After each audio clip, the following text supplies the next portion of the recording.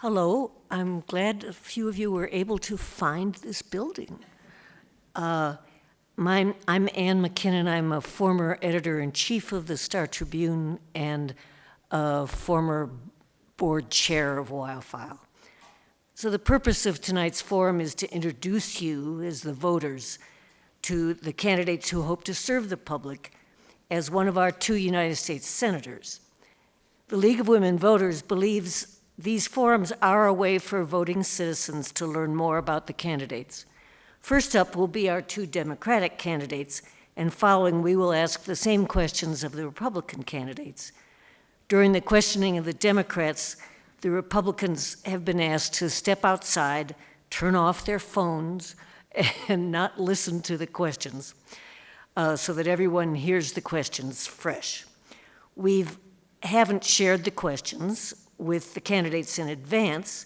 We've allowed them, of course, to do their own research and bring whatever notes they'd like to have. So, as audience members, please silence your cell phones. Tonight's Democratic primary election forum will feature these 2 candidates for the office of U.S. Senator, Billy Benavides and James Byrd. Only one candidate from each party, the one with the most votes in the primary in August, will move on to the general election in November. Tonight's forum is on a restricted time schedule. The candidates will each receive up to 1 minute to make an introductory statement, and then a stated set time to answer each question, and finally up to 1 minute for their closing statement, or to address any areas they didn't get a chance to cover during the questions. So for the rules for tonight, this is a forum and not a debate. You'll be asked a question and you'll have either a minute or 90 seconds to answer the question. We will note the time limit when we ask the question. We will alternate which of you answers the question first. We ask that everyone be respectful and courteous. We'd like you to answer the question for yourself, avoiding all personal attacks on other candidates. Candidates, you should address your answers to the audience and not to other candidates, and please don't engage with the other candidate. You'll be advised, I think we have, yes, the person with the paddle there will let you know when there is 15 seconds left to go and when time is up. If you go over time, I'll just stop you. So candidates, please turn off your phones. The candidates aren't allowed to wear earbuds, and private recording of the forums isn't allowed. If you want a question repeated, please don't hesitate to ask. So audience, in addition to silencing your cell phones, we ask that you not clap or vocalize, make noise in any way, showing either your support or your disapproval of what the candidates say. So first we'd like to start with an introductory statement. You each have 1 minute, and Mr. Benavides, you're up first. Thank you very much. How's it going, everyone? Lights are a little bit bright, so I gotta bring some coolness to this forum. You don't see this too often. My name is Billy Benavides. Some people call me Billy the Baptist. I am running just for 1 term only. Everything I've researched, I am the first one and the only one in history in the United States that has ever ran for 1 term only. Also, what we want and can have is pillars of strength, columns of strength, to win, to dominate with class and respect. And as a United States Senator, I would do that in every facet, in every way that can be fathomable. And it can be possible if you vote for me. I would appreciate your vote. Thank you. Thank you. Mr. Byrd, you're up. Thank you. My name is James Byrd. My family came to Wyoming when it was a territory homesteaded north of Laramie. And so when I talk about being from Wyoming, I'm a 5th generation Wyoming. So I know a lot about the way that this state works. And part of my culture, part of my background, and part of my upbringing is that Wyoming culture. I literally do try to ride for the brand. Myself, I graduated from Cheyenne Central High School, went to the University of Wyoming, got a job working in the oil and gas business as a geophysicist till that didn't pan out anymore. And then I went into computer networking and security, and then found my way coming back to Wyoming. So that in a nutshell is what I have, 10 years of experience in the legislature, and I would like for you to vote for me because I believe that we don't get represented well in Wyoming, in Washington. Thank you. Thank you. So now for the first question, you'll each have up to 1 minute to answer it, and Mr. Byrd, you'll go first. Josh. Candidates, what are the 3 biggest challenges facing Wyoming that you hope to address from the U.S. Senate? Well, thank you for the question. The 3 biggest challenges would be that our current delegation in Wyoming does not represent the people in Wyoming. They represent the Beltway interests, the corporate boardrooms, and the Silicon Bros. What I plan to do on day one is represent the people of Wyoming in Washington, D.C., rather than the D.C. interests in Wyoming. And to do that, I plan to go and introduce things like term limits on day one and tackle affordability on day one. I mean, there is no party to what a gallon of gas or a gallon of diesel will cost you. So it doesn't matter what party you're in, where you're from, the cost of food and all of that is very high, and that should be addressed in the United States Senate. Thank you, Mr. Benavides. 3 biggest challenges I think facing Wyoming. Number 1 is FISA, essentially privacy. We're not having it. We're essentially a surveillance state. No one wants to talk about it, but I'm making it abundantly known. If you've seen online, you've seen many, what you want to call towers being cut down, what have you, because people want their privacy back. Everyone wants their privacy, and it's being robbed from us blind. So we're fed up with that. Number 2, affordability, of course, throughout the state. And number 3 is housing. We need more supply to be built quickly, but within reason, using common sense, not just throwing up things that can be taken down within 5 or 10 years, something that can last for a good long time. And I believe I can do that talking with the people in the Senate and in the Capitol to make it happen for Wyoming. Thank you. Thank you. So now the next question, Mr. Benavides, you're first. And this one you have 90 seconds to answer. About 48% of Wyoming is public lands managed by the federal government. Do you support the transfer of these resources to the state of Wyoming or any other entities? What do you believe is the appropriate balance between often competing uses?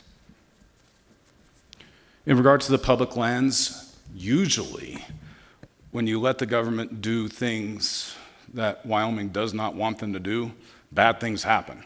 I've seen it too many times, not only in Wyoming, but across the United States. And it does not usually end up with a great result. So we need to listen to the people of Wyoming, not all the time the people in government. Can government do good things, great things? Absolutely, at certain times, but it varies. And in this case, it looks like they are more than likely wrong. In regard to how far, how deep they want to go, it just varies on, I mean, maybe there's a remote area that there's one person in a square yardage of 100,000 miles out of the middle of nowhere that maybe that they can do something with, but I'm not sure about that. I think there's some proud landowners and people who really care for the land, every square inch of Wyoming, and want to protect that land. So, Thank you. Mr. Byrd? Thank you for the question. Public lands is one of the things that I stand on, and I stand on very firmly. A survey was done that showed that 98.9% of the people surveyed did not want public lands to change hands. In the state of Wyoming, that number is roughly 40% of our state, and that is co-managed by the federal government and state government. Here's the problems that we face if we do that. We have farmers and ranchers who actually lease public land, and they use that to complete the financial stability of their operation. We're looking at legacy ranches that could not survive if we got rid of their public land, if we sold that off or gave it away or traded it in some fashion. We're looking at the tourism industry, which is our second largest industry in the state of Wyoming, $5.2 billion, being directly affected by that, because those people who do backcountry guiding, fishing, and all those related things, the hospitality industry that provides the hotels that some of you stay in when you travel around the state, will all be directly impacted by this. It is a bad idea. Thank you. The next question, Mr. Byrd, you'll be first this time, and you have 1 minute to answer it. Josh. What criteria will you use when evaluating presidential appointees? How will you weigh competence and qualifications against the president's prerogative to build the team of his or her choice? Well, thank you for the question. And to use what you just said in your question, competence, experience, and depth of subject matter. Right now we have amateur hour in Washington, D.C., and the results that you're seeing across the country and in our economy and around the world are because these people have no clue as to what they're doing, other than trying to serve their own interests and make as much money on the backside as they can off of their position in the government. This is totally against the moral and ethics of our country that we live in. On day one, this would be one of the things that I stop. The evaluations of those people coming into those offices would have to meet that strict criteria. Mr. Benavides, you have your mic on while Mr. Byrd was speaking, and you could hear the scratching pen. Thank you. Now, Mr. Benavides, your answer. My apologies. In regard to presidential employees, they should be people of integrity, honesty, common sense, and they should have a decent amount of experience. But also, one thing that I think is missing sometimes in society is you got to have trust. Trust is missing. People are not, to a certain extent, trusting people anymore for the basic things. Hi, how you doing? Shaking your hand and having integrity and honesty. There is nothing wrong with having integrity and honesty. And then also, you have to, there's a reason why God put President Trump, it could go back to President Carter, President Roosevelt, President Lincoln. You got to trust the president because God put him there, in my opinion. And I would trust the president to have the best appointees as possible. Thank you. Now, Mr. Benavides, you have 1 minute for the answer to the next question. Jordan? In recent years, the center of federal power has shifted from the legislative branch to the executive branch. What do you think is the appropriate balance between the legislative branch to the executive branch, and what change do you believe would be necessary to achieve that? I feel that going back essentially to the old school days, whether it be going back to the 80s, going back to the 50s, or even going back to the 1900s, looking at the old record books and seeing how rules and regulations were made, most likely meticulously, not just thrown out the whim, but looked at logically with common sense and being deliberate. Going back to basics, I think that's being forgotten, unfortunately. People just want to jump the gun instead of doing their research. So that's one thing I would do if I was elected, that's for sure, is bringing back some old school integrity and honesty, that's for sure. Thank you. Mr. Byrd? Could I have you repeat that question, please? Sure. In recent years, the center of federal power has shifted from the legislative branch to the executive branch. What do you think is the appropriate balance between the legislative branch to the executive branch, and what changes do you believe would be necessary to achieve that? Thank you for the question. That's a fairly simple question. Our government and our country is outlined and ruled by the Constitution. The Constitution explicitly decides three co-equal branches of government, with each one of them playing a role in the operation of the government. Right now we have a Supreme Court that has totally abdicated its responsibility in judicial process. We have a legislative branch who does nothing but sit on its thumbs and acquiesces to the executive. That is not what our founding fathers wanted.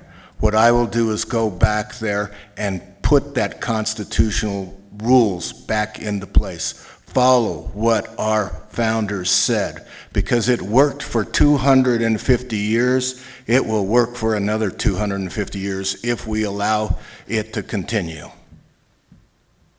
Thank you. Now, you'll be first on this next question, Mr. Byrd, and you have 90 seconds to answer. Josh. Members of Congress have information about business interests that most members of the public don't have. Lawmakers also write laws that could impact the companies they are invested in. Many Americans see that arrangement as a conflict of interest. Would you support legislation to ban lawmakers, their spouses, and their dependent children from trading individual stocks? Why or why not? Thank you for the question. Absolutely. There's information that goes through the government. We have this for private industry. It's called insider trading. And we had an agency that was fully manned and to go out and patrol this and make sure that those rules were being followed. But the current administration has decided to cut that agency using oversight to shreds. So there is no basic sheriff in town, which makes it very easy for these politicians to do these backroom deals. They know beforehand. It's been a topic that's in the news, and I don't know why it's not gaining more momentum.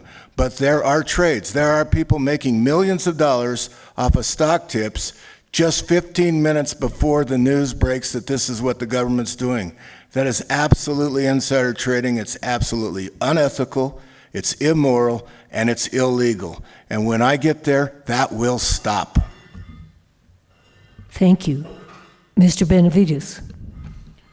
In regard to doing trading of individual stocks, me personally, I only invest in mutual funds. That's one of the perks of Congress, I guess you can say, is slimeball, sleazebag, individual stock trading. Of course, I would be against that. But unfortunately, it has not been outlawed. The other perks is nasty, filthy, good-for-nothing Epstein evil, as well, using the cover-up corruption pig, oinking its way all over the place. So yeah, I can sit there and do, individual trading. I'm against that. But will it pass? I'm not sure. I should.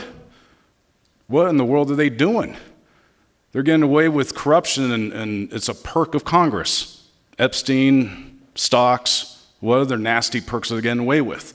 So yes, I would do away with it, but there's a lot more that's getting swept underneath the rug, that's for sure. Thank you. And Mr. Benavides, this is another 90-second question, and you start with it. Jordan. Healthcare is top of mind for voters. Do you see the Rural Healthcare Transformation Program funds as the solution to bringing down the cost of insurance and care and increasing the availability of services in our state? Why or why not? Unfortunately, healthcare is a thorn, essentially, for what I'm noticing in everyone's side. In regard to affordability, we have Obamacare, and whatever method we had before, both didn't work. Everyone knows it. It rots. So if anything, you just throw your hands in the air and say, you know what, we need to start over. Come up with something new, vibrant, let the market dictate what needs to happen. using capitalism, the old school word of capitalism, in healthcare. And let's see what happens. Because the other two options we've done has not worked. It's failed, and failed miserably. When you go to the doctor and they go, you need a test of, let's just say, an MRI, and it costs $10,000. With insurance, it's 10 grand. How much does it you pay in cash? Oh, it's only $250. What? So you're telling me with insurance it costs me 10 grand, but with paying cash it's 250, maybe 500? Yes, sir, ma'am. We got a problem going on. So we just need to start over. And that's, unfortunately, just common sense, in my opinion. And everyone, I believe, is feeling the same way. It's that bad. Thank you. Mr. Byrd. Can I get a clarification? Was that a question on rural health care? Yes, the main part of the question is, do you see the Rural Healthcare Transformation Program funds as the solution to bringing down the cost of insurance and care and increasing the availability of services in the state? Thank you for that clarification. In the legislature, we struggled with this problem the whole time I was there. What the problem is big pharma, big insurance really are trying to take advantage of every loophole and every dime that they can squeeze out of people. So us as a rural state with a small population, we're really not an interest to them because they can't make any money off of us.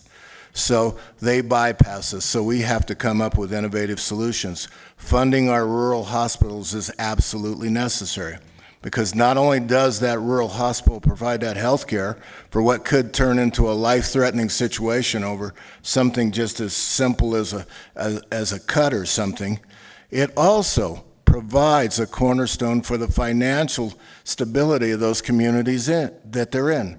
Because if that rural hospital were to close or that rural clinic were to close, the first thing that closes right after that is the diner, and then the store down the street, and then the other store, because those people aren't there spending any money. There's no cash flow in that. So that's a multifaceted question, but the health care is essential to keep the people of the state of Wyoming healthy. We have to take on big pharma because what they do is they set prices that are for their profit margins and not actually with the people in the state of Wyoming concerned. You can see that because you can get pharmaceutical products across the border in Canada that are the same price as Mexico, but not the United States. Thank you. Mr. Byrd, next is another 90-second question for you to begin. The Social Security Retirement Trust Fund is projected to be depleted in late 2032 if Congress does not intervene. That would be only 6 years from now. Should this program be salvaged, replaced, or allowed to sunset? And how? Thank you for the question. I am fully in support of Social Security. It is a trust system. Every one of you inside this room that has a job has paid into that trust, and you are owed by the government that money back. The problem is the Congress has found a way to backdoor into that trust fund and leave worthless IOUs depleting the cash amount of that corpus in there. That's why it doesn't have any money. That's why it's in financial problems. The first thing on day one is to plug that door. It's like in Wyoming, we have the Permanent Mineral Trust Fund. Those guys who created that made that sacrosanct. There is almost no way that I've ever seen that you can get at that corpus. And we need to do that with Social Security, and we need to turn around and put active funds in it from the government. I think if we took the $1.5 billion a day that we're over there in Iran and diverted part of that into Social Security, we'd be solvent in no time at all. So keeping in mind that you have paid into Social Security, it is not an entitlement.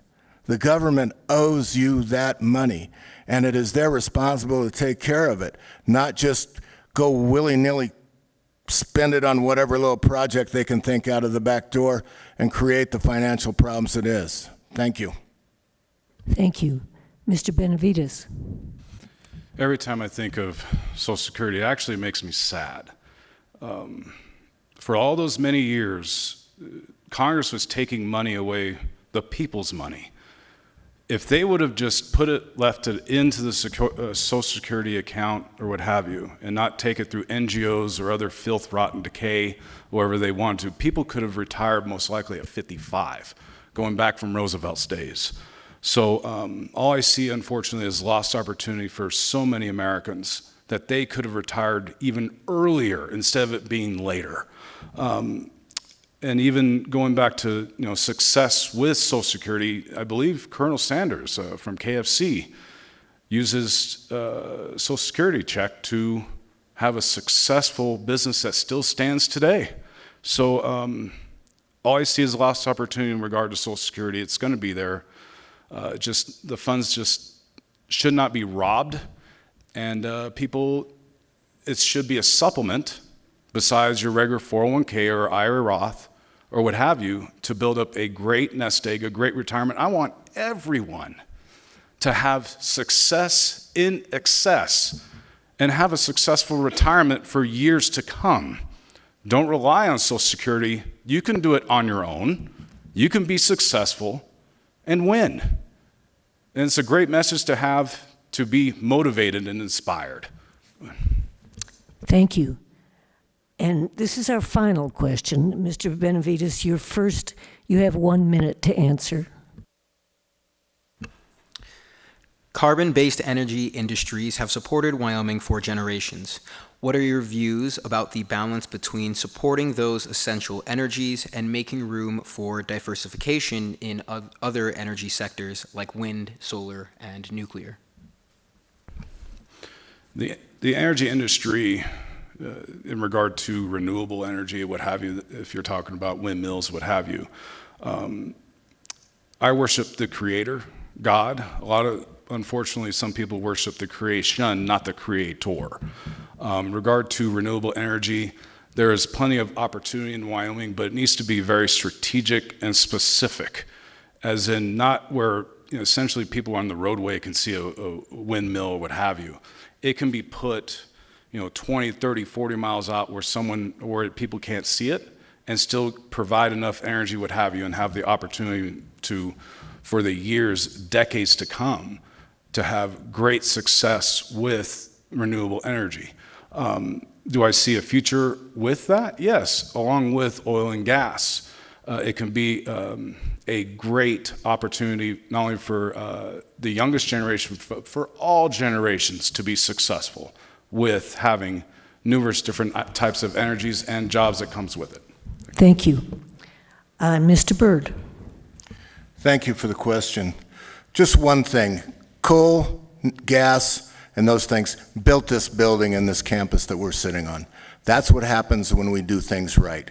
At one particular time, Wyoming was providing 35% of the nation's energy needs. That's 35%. Yes, we were the #1 exporter of energy in this country.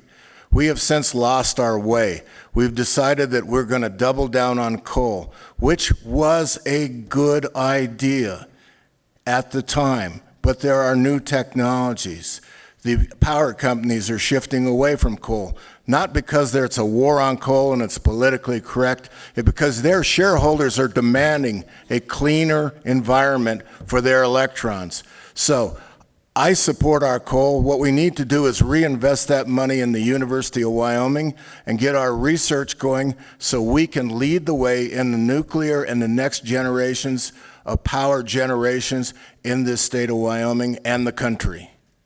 Thank you. Thank you both. You now each have up to a minute for closing remarks, and we'll start with you, Mr. Byrd. Thank you. First of all, I'd like to thank the League of Women Voters for putting this on. I would have liked to seen more people in the audience, but as long as there's warm bodies in there and I have somebody to talk to, I appreciate it.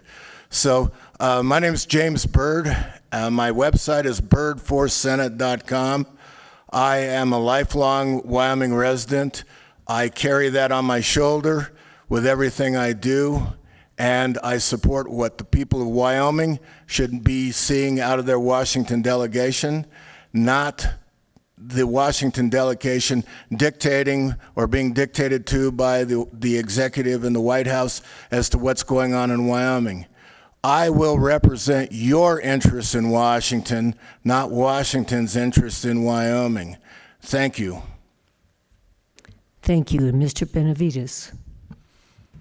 Thank you, ladies, for having me here. Ladies, be motivated, be strong, be vibrant. Me personally, I appreciate you ladies in every facet. If you like to research me, just type my name on Google. I'm there, billyforwyoming.com as well. You can still be a Republican if this is online, and you can still vote for me in the primary. You just have to type my name, I believe. But we need trust, integrity. There's nothing wrong with having trust and integrity in Washington, in America, back in the Senate, back in our country. And I feel I can do that for everyone, not just for some people, just not for a few, but for everyone. And that's what everyone is looking for: integrity and honesty back in America. Thank you. Thank you both for being here and participating.